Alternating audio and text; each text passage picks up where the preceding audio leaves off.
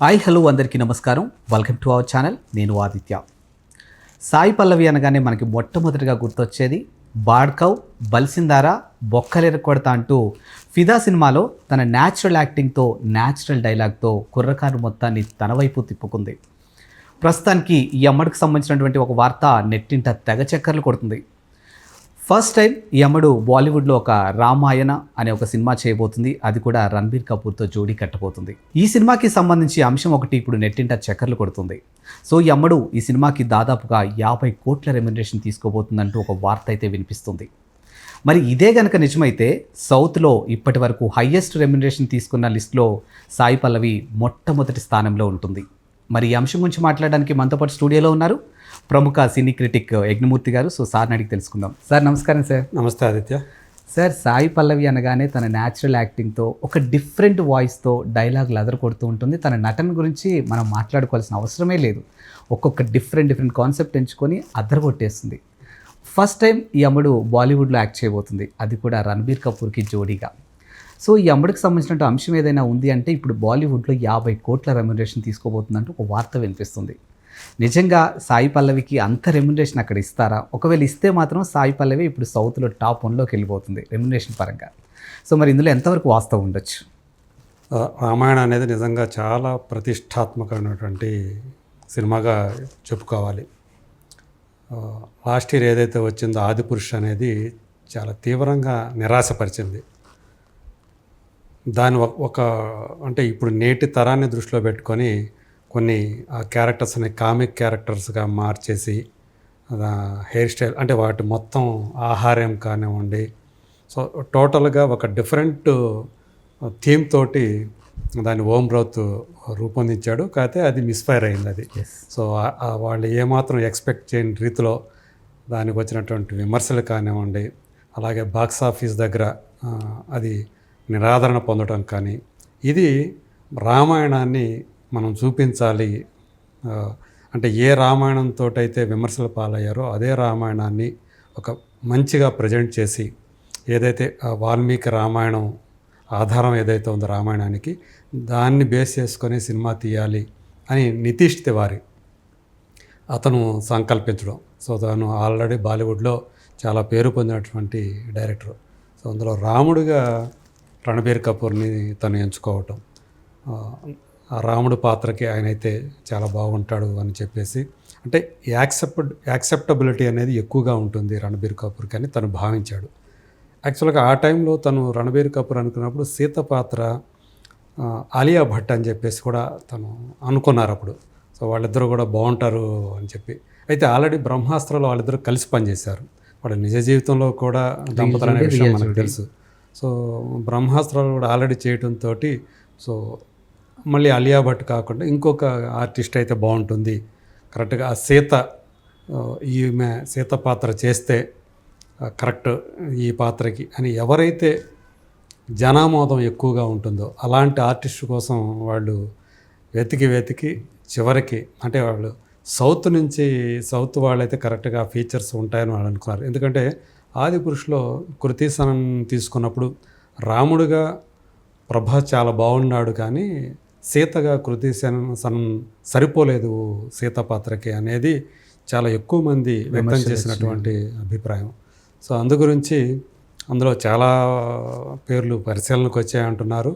So చివరికి సాయి పల్లవి దగ్గర వాళ్ళ అన్వేషణ ఆగింది అని చెప్పుకోవాలి. సో సాయి పల్లవికి ఆమెకున్నటువంటి ఏదైతే ఇమేజ్ ఉందో ఒక హోమ్లీ ఇమేజ్, సో ఆ అమ్మాయి అయితే అందరూ కూడా ఫ్యామిలీ ఆడియన్స్ అందరూ కూడా యాక్సెప్ట్ చేస్తారు అనే ఉద్దేశంతో ఆమెని ఆ క్యారెక్టర్కి చూజ్ చేసుకున్నారు. అయితే ఇది మొదట్లోనే రామాయణాన్ని ఒక సింగిల్ మూవీగా చేయడం కష్టం, ఒక సంపూర్ణ రామాయణంలాగా. అంటే మనం గతంలో రామాయణం తోటి సినిమాలు చాలానే వచ్చాయి, తెలుగులో కూడా అనేక సినిమాలు వచ్చాయి. కాకపోతే అందులో సంపూర్ణ రామాయణం అనే పేరుతో బాపు గారు తీసినటువంటి సినిమా పూర్తిస్థాయి రామాయణం. అంటే సంపూర్ణ రామాయణం అయినా కూడా అందులో ఉత్తర రామాయణంకి ఏం సంబంధం ఉండదు. సో రామ జననం దగ్గర నుంచి రామ పట్టాభిషేకం దాకా ఆ సినిమాని సంపూర్ణ రామాయణం. సో అది అంటే వనవాసం ఇవన్నీ ఉంటాయి. ఆ వనవాసానంతరం తిరిగి వచ్చి శ్రీరామ పట్టాభిషేకంతో ఆ సినిమా ముగుస్తుంది. సో ఇప్పుడు అయినప్పటికీ కూడా అది చాలా విషయాలను అది చూపించలేకపోయారు అందులో అని చెప్పేసి ఆ రోజుల్లోనే అనుకున్నారు. చాలా ఘట్టాలు చూపించలేకపోయారని. చాలా పెద్ద విజయం సాధించింది. ఎన్టీ రామారావు గారి తర్వాత అసలు శోభన్ బాబు గారిని శ్రీరాముడి వేషంలో జనాలు యాక్సెప్ట్ చేస్తారా అని చాలామంది సందేహాలు వ్యక్తం చేసేటప్పటికీ కూడా ఆ సినిమాలో ఉన్న పాటలు ఇప్పటికీ ఎక్కడో చోట వినిపిస్తూనే ఉంటాయి. రామయ్య తండ్రి అనే పాట ఇప్పటికీ రామయ్య తండ్రి రామయ్య తండ్రి ఆ పాట అందులోదే కదా. సో అజ్జా జనార్దన్ రావు అందులో హనుమంతుడి క్యారెక్టర్ చేయటం, సో సీతగా చంద్రకళ గారు చేయటం, సో చాలా మంచి విజయం సాధించింది. సో మనకు తెలుసు లవకుశ వచ్చింది, కానీ అది ఉత్తర రామాయణం. లవకుశ వచ్చింది ఎన్టీ రామారావు గారిది, అది ఉత్తర రామాయణం. లవకుశల కథతోటి తీసినటువంటి సినిమా. సో అట్లాగే శ్రీరామ పట్టాభిషేకం అనే ఒక సినిమా వచ్చింది, పాదుకా పట్టాభిషేకం అనే సినిమా వచ్చింది. ఇట్లా రామాయణాన్ని బేస్ చేసుకొని సినిమాలు చాలానే వచ్చాయి. తెలుగులో కానివ్వండి, తమిళంలో కానివ్వండి, అట్లాగే హిందీలో కూడా కానివ్వండి. కానీ ఎన్నో దశాబ్దాలు గడిచిపోయాయి. అయినా కానీ రామాయణాన్ని వెండి తెర మీద చూపించాలి అనే కోరిక చాలామందిలో ఉంటూనే ఉంది. సో మధ్యలో రామానంద సాగర్ రామాయణ సీరియల్ని సో దూరదర్శన్ కాలంలో, అంటే ఇంకా ప్రైవేట్ శాటిలైట్ ఛానల్స్ రాని కాలంలో రామానంద సాగర్ రామాయణాన్ని ఒక ధారావాహికగా తీసి ఆయన ఎంత సక్సెస్ సాధించాడో మనకు తెలుసు. అందరూ కూడా ఆ టైంలో దాన్ని అంటిపెట్టుకొని పనులన్నీ కూడా మానుకొని మరీ ఆ టైంకి ఆ సినిమాను చూసిన సందర్భాలు ఉన్నాయి. సో ఇప్పుడు అలాంటి రామాయణాన్ని సో ఒక సమగ్రంగా చూపించాలంటే 2 భాగాలు అయితేనే మనం న్యాయం చేయగలుగుతామని నితీష్ తివారీ అనుకోవటం. అందులో మొదటి భాగాన్ని 2025 వేసవిలో మోస్ట్ ప్రాబబ్లీ ఏప్రిల్లోనే అంటున్నారు తీసుకురావాలనే ప్రయత్నాలు జరుగుతూ ఉన్నాయి. సో అందులో సాయి పల్లవి సీతగా చేయటం అనేది చాలామంది ఇప్పటికీ చాలామంది సాయి పల్లవి అయితే నిజంగా చాలా బాగుంటుంది. తెర మీద వాళ్ళిద్దరూ కూడా రణబీర్ కపూర్ సాయి పల్లవి జోడి కూడా బాగుంటుంది. ఆల్రెడీ అఫీషియల్గా వాళ్ళ బయటికి రాకపోయినప్పటికీ కూడా చాలామంది ఏఐ ద్వారానో ఇంకొక ద్వారానో మొత్తానికి వాళ్ళిద్దరిని పక్కన పెట్టేసి సీతారాముల వేషాలు వేసేసి ఆయన చూసుకుని నిజంగా చాలా క్యూట్గా ఉంది, వాళ్ళ కెమిస్ట్రీ కూడా బాగుంటుంది అని ఆల్రెడీ దాని ప్రచారంలోకి తీసుకొచ్చారు. సో మీరన్నట్టు మరి 2 భాగాలు కాబట్టి చాలా ఎక్కువ రోజులు మనకి తెలిసినంత మేరకే మోర్ దాన్ 1 year అంటే 400 రోజులు పైగానే ఆ సినిమాకి కాల్ షీట్లు కేటాయించాల్సి వస్తుందని చెప్పేసి ఆమెను అడిగారని. సో మరి అంతకాలం కాబట్టి అన్ని వర్కింగ్ డేస్ అంటే చిన్న విషయం కాదు. సో అందు గురించే ఆమె 50 కోట్ల రూపాయలు రెమ్యూనరేషన్ ఇవ్వటానికి నిర్మాతలు సిద్ధపడ్డారని చెప్పేసి ఆ వార్తలు అయితే వస్తున్నాయి. సో అఫీషియల్గా మనకైతే తెలియదు కానీ బట్ మీరన్నట్టు 2 భాగాలు కాబట్టి ఒకదానికి 25 కోట్లు ఇంకొక దానికి 25 కోట్లు. సో ఈ దానికి ఆమె అర్హురాలే అనే చెప్పాలి. ఎందుకంటే రామాయణంలో ప్రధాన పాత్రలు ఆడలే కాబట్టి, సీతారాములే కాబట్టి ఖచ్చితంగా ఆమె ఆ పాత్రకి 100% న్యాయం చేస్తుందని చెప్పాలి.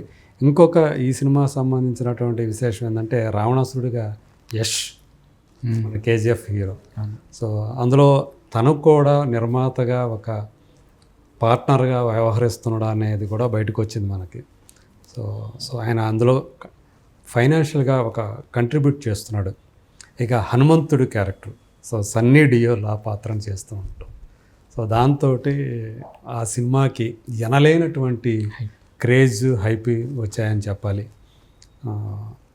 సో ఈరోజు యాక్చువల్గా మొన్న జాతీయ చలనచిత్ర అవార్డు ప్రకటించినప్పుడు నిత్యామేనానికి ఉత్తమ నటి అన్నప్పుడు చాలామంది సాయి పల్లవి అభిమానులు డిసప్పాయింట్మెంట్ గురయ్యారు. ఎందుకంటే 2002లో వచ్చినటువంటి గార్గి సినిమా అవి అప్పుడు సెన్సార్ అయినటువంటి సినిమాలకు సంబంధించే కాబట్టి సో గార్గిలో ఆమె పర్ఫార్మెన్స్ ఖచ్చితంగా ఆమెకు నేషనల్ అవార్డు రావాలి, ఆ స్థాయి పర్ఫార్మెన్స్ అందులో ఉంది అని చాలామంది ఆశించారు. అయితే నిత్యామేనన్కి రావటం కూడా చాలామందిని హర్షించారు. ఎందుకంటే ఇంకెవరన్నా అయితే మరీ ఎక్కువ విమర్శలు వచ్చాయేమో. సో అందులో కూడా తిరుచిత్రాంబళంలో ఆమె క్యారెక్టర్ పోర్ట్రే ఏదైతే చేసిందో దానికి కూడా అందరి ప్రశంసలు లభించాయి కాబట్టి కొంతవరకు సాటిస్ఫై అయ్యారని చెప్పాలి. సో ఏదేమైనా త్వరలో ఆమె తండేల్ అనే సినిమాతో నాగచైతన్య పక్కన కనిపించబోతున్నారు. సాయి పల్లవి వెండి తెర మీద సీతగా దేశవ్యాప్తంగా, అంటే దేశవ్యాప్తం కూడా కాదు నేను అనుకోవడం, అది గ్లోబల్ ఫిల్మ్గా రిలీజ్ అయ్యే అవకాశాలు చాలా ఎక్కువగా ఉన్నాయి.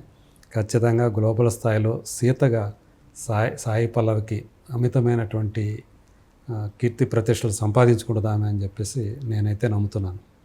Thank you sir.